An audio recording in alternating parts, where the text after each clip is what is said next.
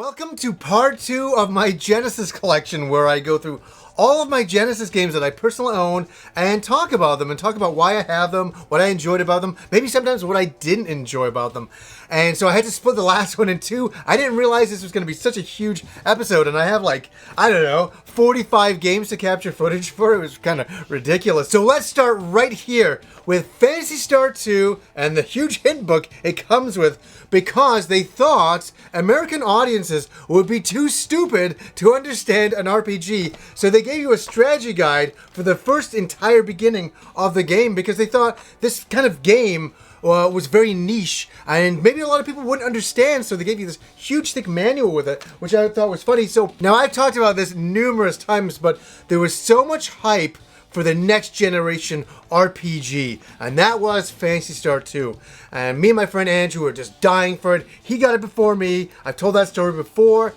But the thing I want to talk about Phantasy Star is the music is really good. This game is a bitch. This game is hard. This is a grind fest from beyond reality. It's unreal, but it's very fulfilling. The only thing that disappointed me about Phantasy Star 2 was the combat screen. And really, in Phantasy Star 1, you had a background behind the characters when you were fighting them, and the characters would animate on the screen. The characters animate in here, but there's no background. There's just this grid behind you. I'm like, what is this? This is virtual space, virtual reality that we're in? I didn't understand why we were in this background at the time, and I found out that they kind of ran out of space.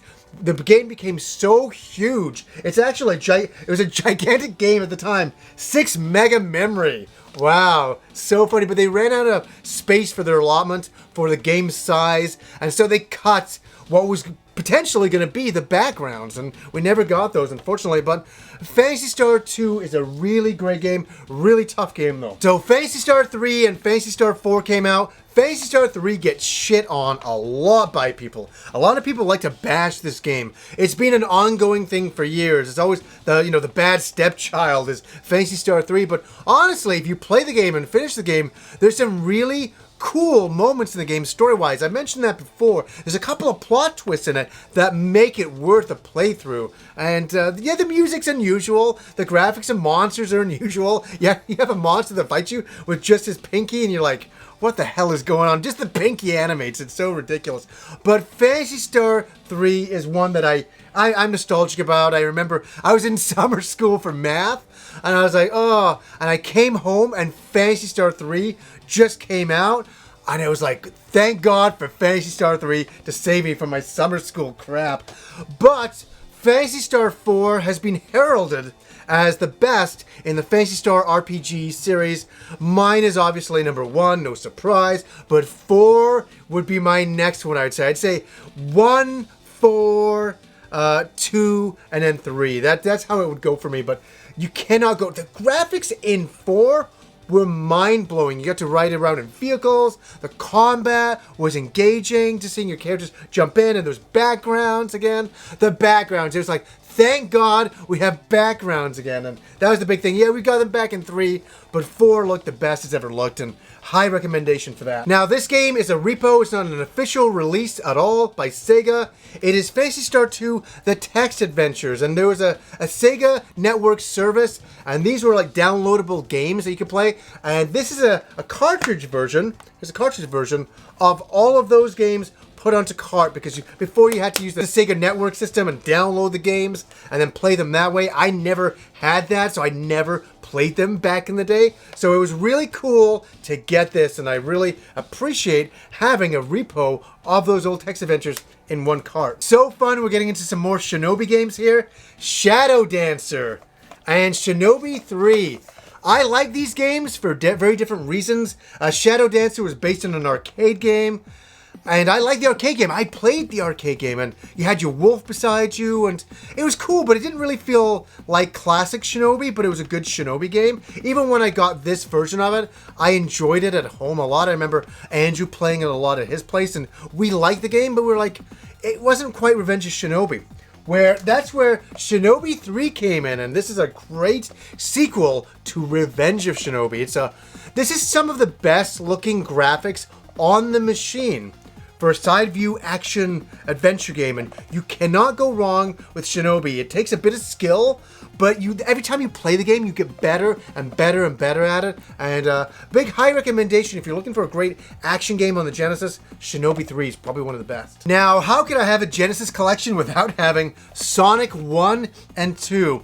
And this is something I've never discussed in the show before. I've never really talked about Sonic. I've talked about Sonic Adventure and all that, but I wasn't the biggest Sonic fan. I enjoyed the game, but I wasn't like blown away like everybody else was. I thought it was a fun, side-scrolling, very fast action game, and I appreciated it. I love the graphics. I love Sonic as a character. I thought he was a great mascot. I thought he was in lines with Alex Kidd and Opa Opa, from back in the day, but I was never like a hardcore Sonic fanatic, and I know this, I'm not Pete Dorr. Pete Dorr is a crazy Sonic fanatic because I think it just came out at the right time for him. When I played it, I enjoyed it. I got, a couple of the games, and I kind of moved on. It was good, though. The game I really liked was Sonic CD. So my friend from down the street, he came over a bunch of years ago, and he just gave me all the games from his childhood and games from my childhood.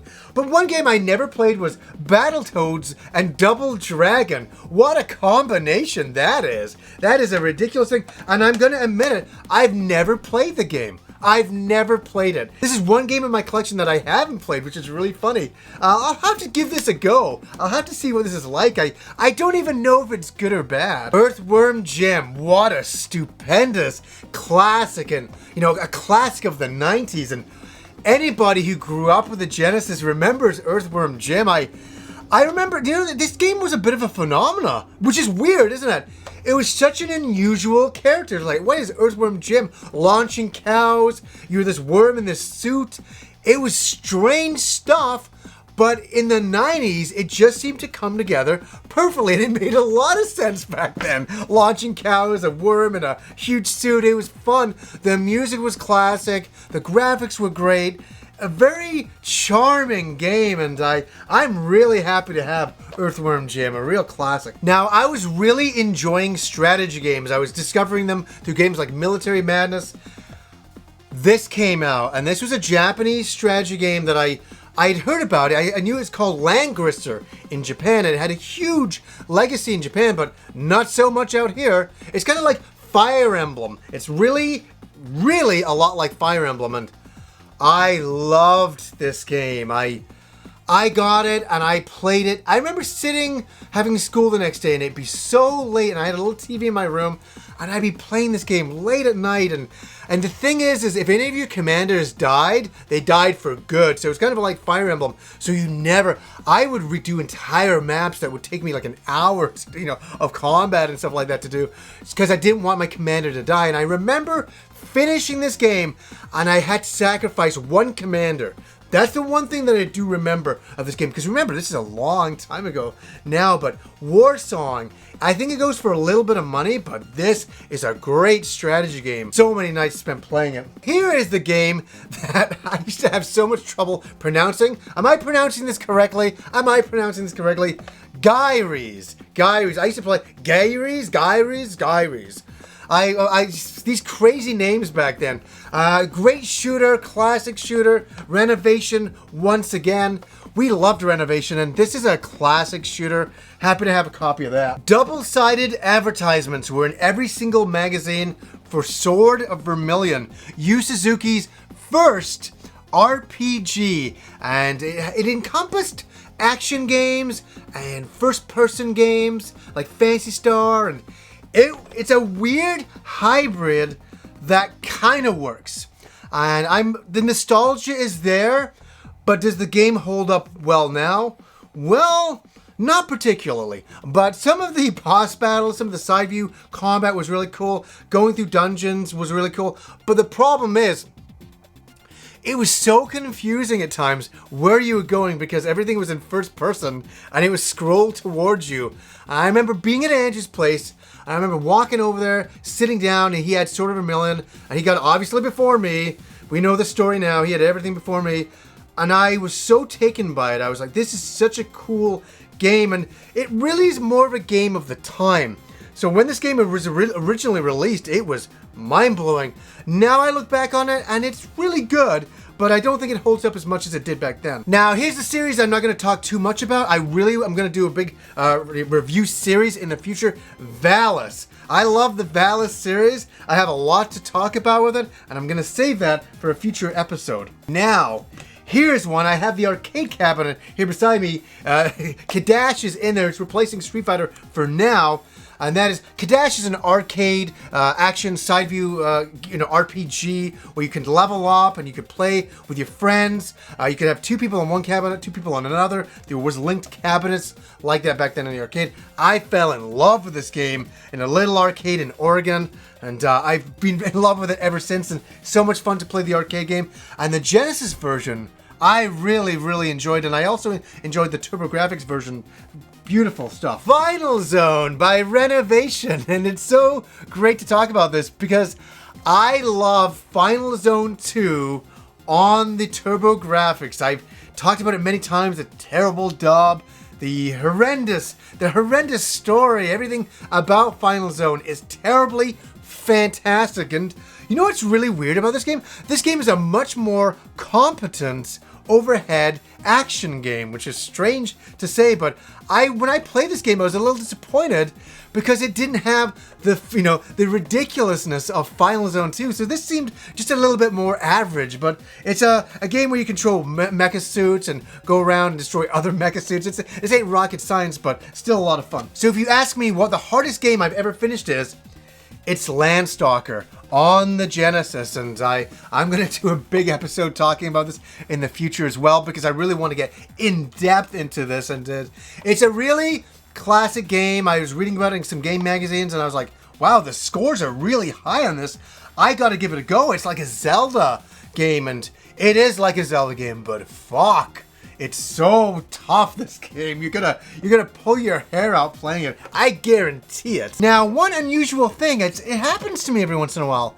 A game goes missing, and I cannot find my copy of Shining Force, the original Shining Force, the strategy game on the Genesis. I cannot find it at all. I searched high and wide for it, and I've checked every place. It's so weird where it is. I don't know whatever happened to it.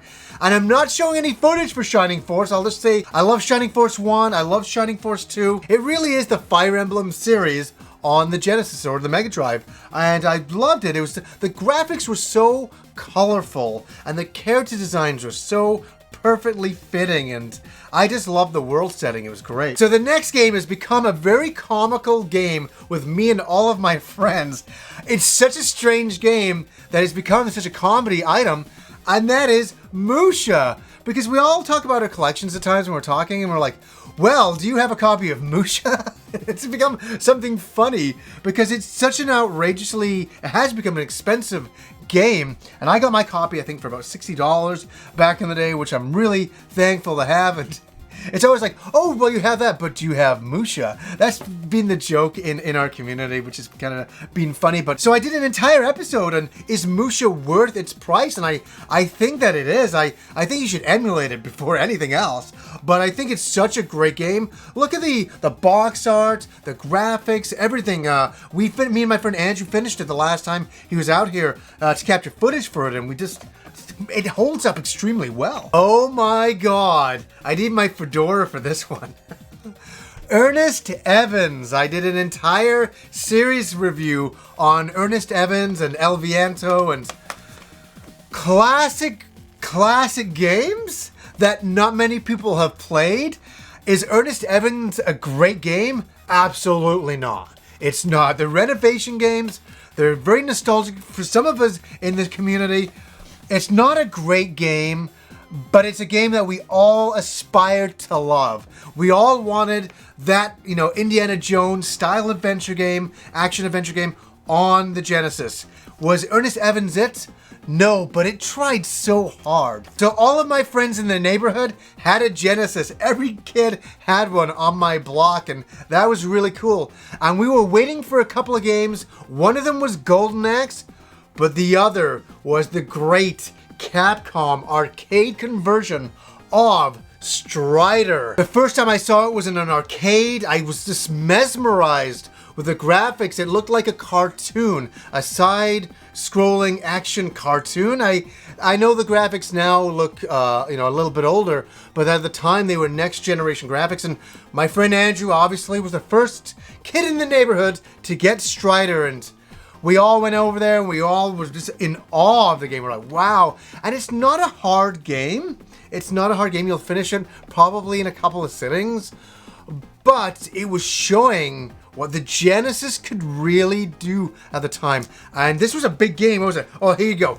8 mega memory. So funny to think back on that.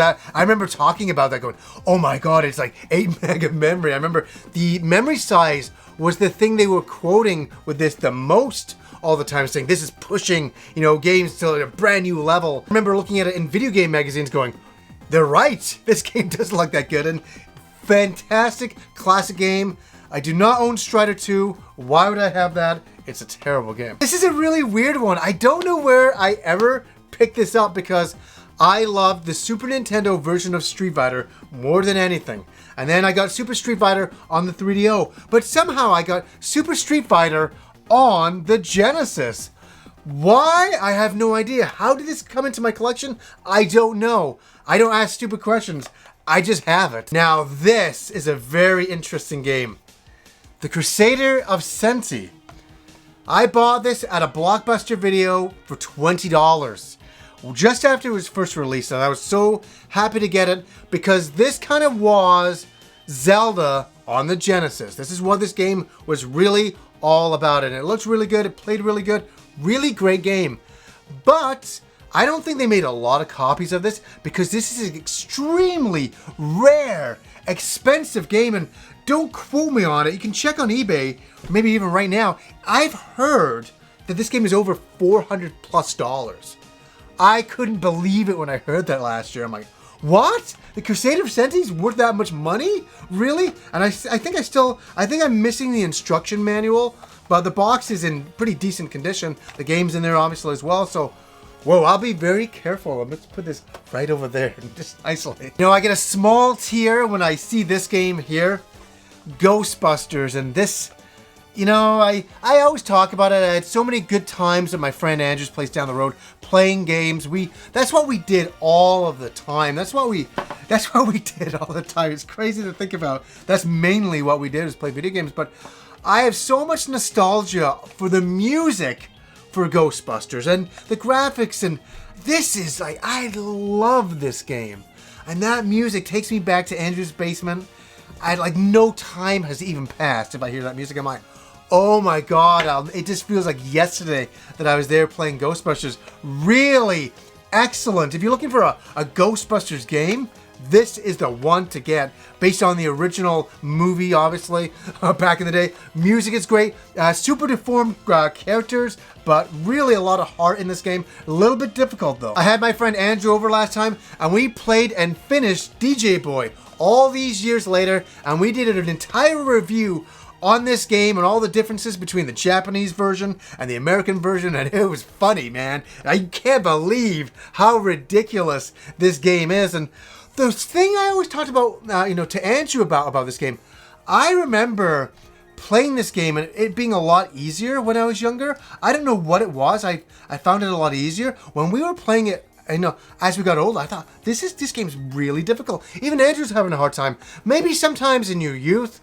your reflexes, the way your thought processes are, I don't know. I was a lot, sometimes better at playing video games when I was younger. Might and Magic.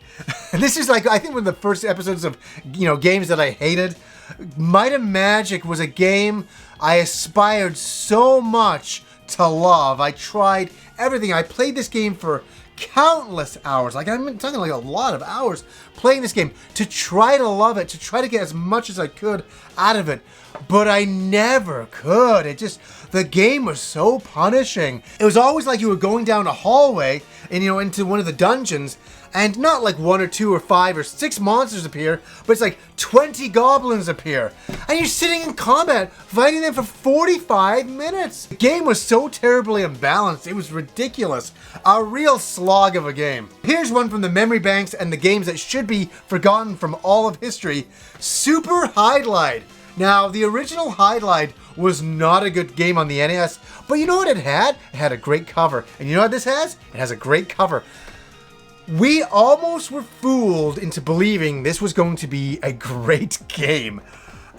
This is a terrible. This is another one that made it into games, RPGs that I tried to like and I ended up hating. That was super Highlight. There's some ridiculous things in it that if you equip too much armor and equipment, you couldn't even move. What was disappointing about this game? The graphics were so boring. The combat was atrocious. I could not handle this game at all. And, there's still a time when there wasn't a plethora of RPGs like there is nowadays. So I couldn't really be picky and choosy, but I could be with Super Highlight. I hated this game. So we're down to the last couple of games here. Dekap Attack and the Mega Drive version of Magical Hats. And Dekap Attack is a version of this game. And let me say, I'm going to put this one down, Dekap Attack, and talk about Magical Hats for a second. I've never had a chance to talk about this beautiful little game that was released. And my friend... that's loose. I'll say a guy I know called David Penfold, a guy who used to drive us nuts. We used to argue with this guy all the time about which systems were better, the old arguments. But he had this game. He had imported it, and I had a converter, and I played it. I played it at my place, and that, I know it sounds so stupid, but it was such a big deal to be playing a Japanese game that was not supposed to be over here on your Genesis. It was like wild, and I played this game every day. Very difficult game, really fun action side view game, and we were punching things and great graphics, really kind of an Arabian style character design, and loved it. I really want to talk about Magical Hats. Maybe in the future I'll really get in depth with that. And look at this. This is really sad. Left on its own here. This little cartridge on its own. No box to call its own. And that is Beyond Oasis by Yuzo Koshiro. Yes, he had his own company and he made his own action RPG called Beyond Oasis. And this was a pretty good game, and the music wasn't bad. The environments looked really good. The graphics had like a cell shading to them that was very, very welcome, and I love this game. And oh my god, I still have like tons of stickers. I need to one day get a really nice version of Beyond Oasis because I do like the game a lot. And I'm gonna stop talking now. I've been talking. I know you guys don't know this. I recorded parts 1 and 2 all in one go, and I think I'm about done. I had a lot of fun talking about my Genesis collection and all the games I played over the years, all the games I had a lot of fun with, a lot of games I didn't have a lot of fun with, but I want to talk about my personal collection and kind of what it meant to me. I think by talking about it all, you kind of could see what I enjoyed about all of these games, and I wanted to share it with you guys today. So anyways, guys, until next time.